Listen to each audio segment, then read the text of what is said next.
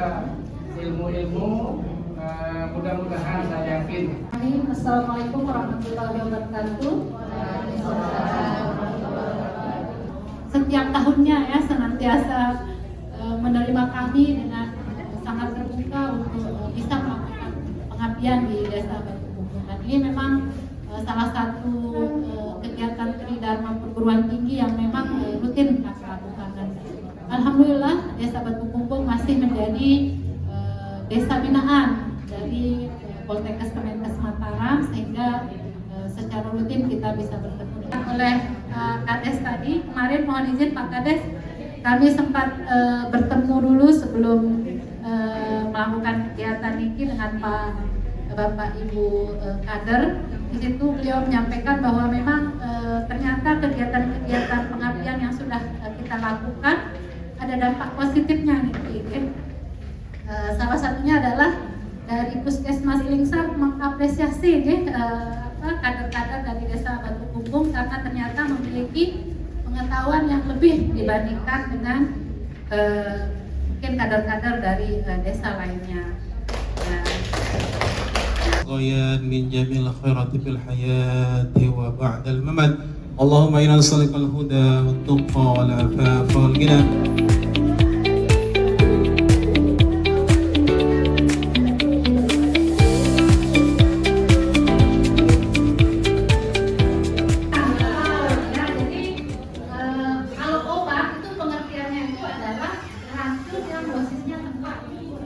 Jadi dia nggak akan bisa jadi obat kalau dia dosisnya tidak tepat.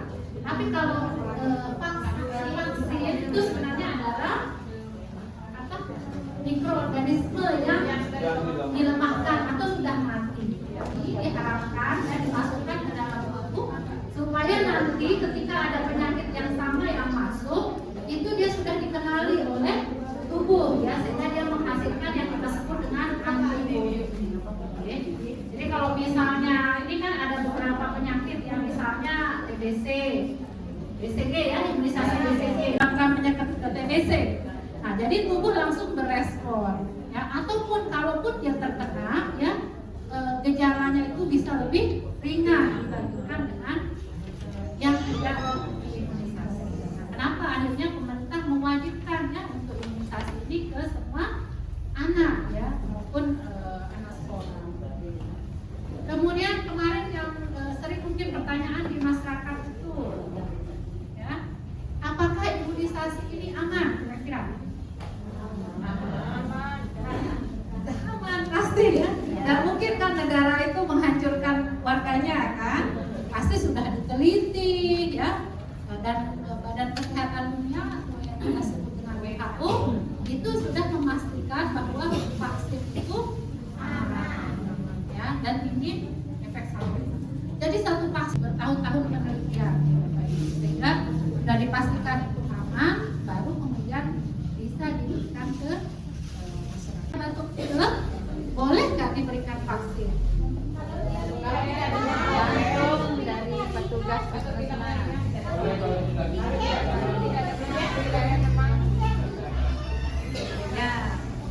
Ya, jadi kalau dia hanya batuk pilek ringan atau demam ringan itu sebenarnya boleh. Tapi kan ya beda-beda paham, beda-beda keyakinan ya, yang boleh dilanggar. Apalagi karena dikhawatirkan mengandung bahan-bahan tertentu kan misalnya ya. Padahal sebenarnya dia ya, nah itu nanti bisa kita jelaskan bahwa sebenarnya isinya itu kan sebenarnya adalah mikroorganisme yang dilemahkan. Memang dia ada isi acupannya, stabilizer ya di dalam kandungan imunisasi nikel. Tetapi itu kan sudah melewati halal MUI kan?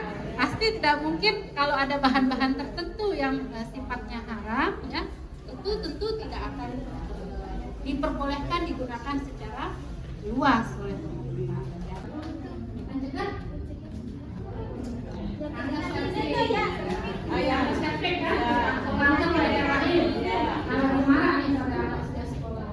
kemudian apa lagi? Yang baru IPV2 untuk penyakit polio yang kedua ya, kalau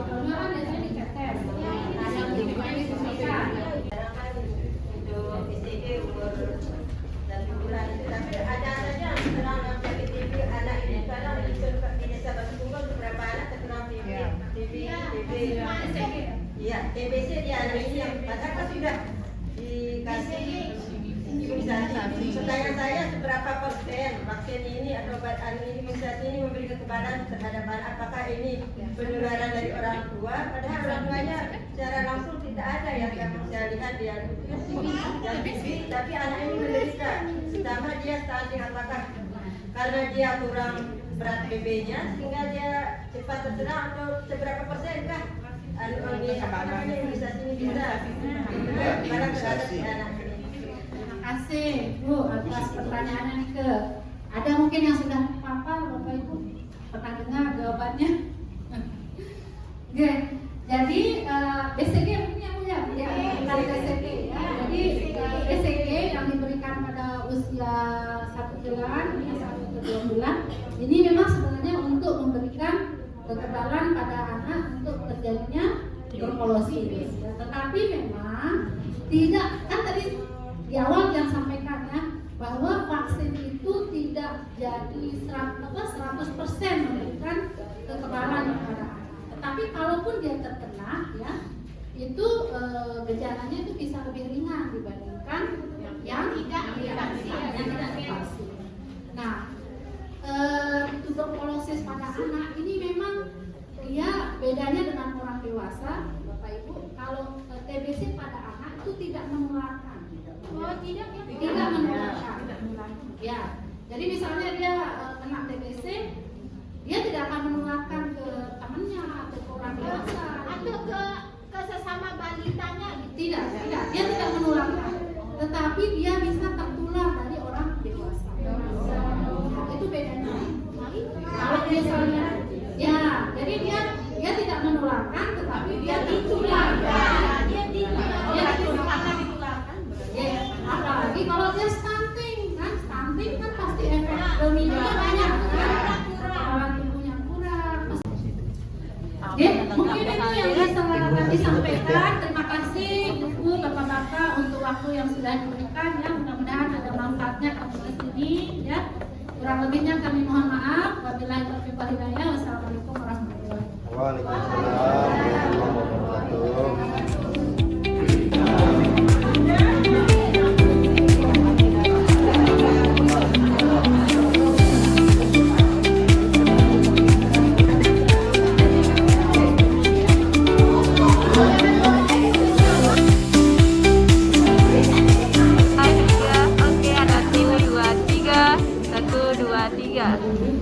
Nah, untuk kegiatan BRI hari ini evaluasinya. Nah, kemarin sudah dikasih tahu sama Bu Eli apa vaksinasi jenis terbaru apa. Ya sudah dilaksanakan semua di sini ini. Oh, alhamdulillah.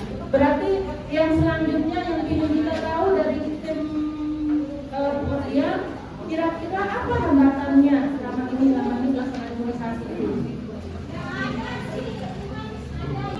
Ada banyak satu dua orang ya.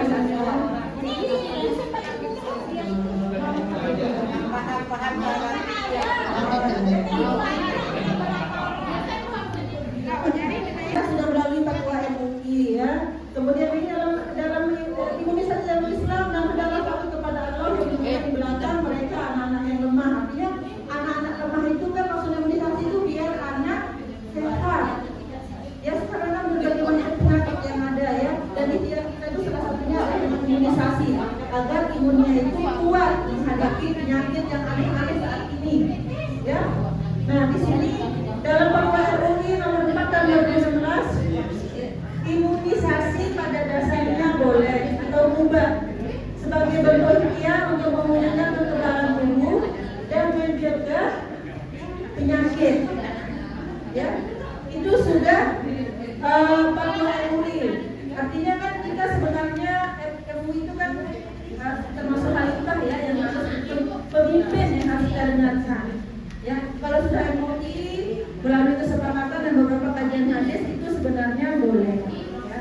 Sehingga kalaupun dilaksanakan sudah dengan pertimbangan ya, tidak berdasarkan isinya apa bahwa ini punya ini tidak. Berdasarkan fatwa MUI karena itu boleh sebagai bentuk ikhtiar kita menjaga kesehatan. Ya. Itu darurat untuk mencegah satu penyakit. Kemudian itu Al-Baqarah 173. Kemudian tidak semua vaksin dalam proses pembuatannya bersinggungan dengan zat yang tidak halal. Sebenarnya dikasih, mau jadinya ya.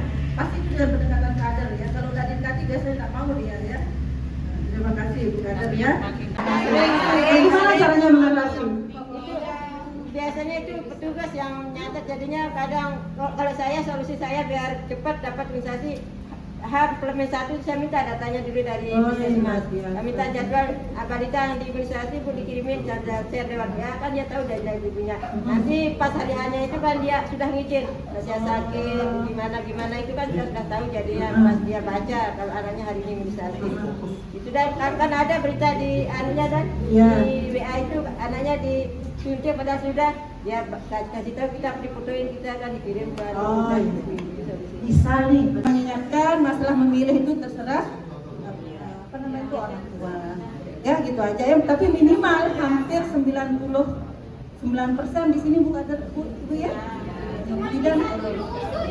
Oh, berarti 99% ya. Oh, berarti tidak apa-apa.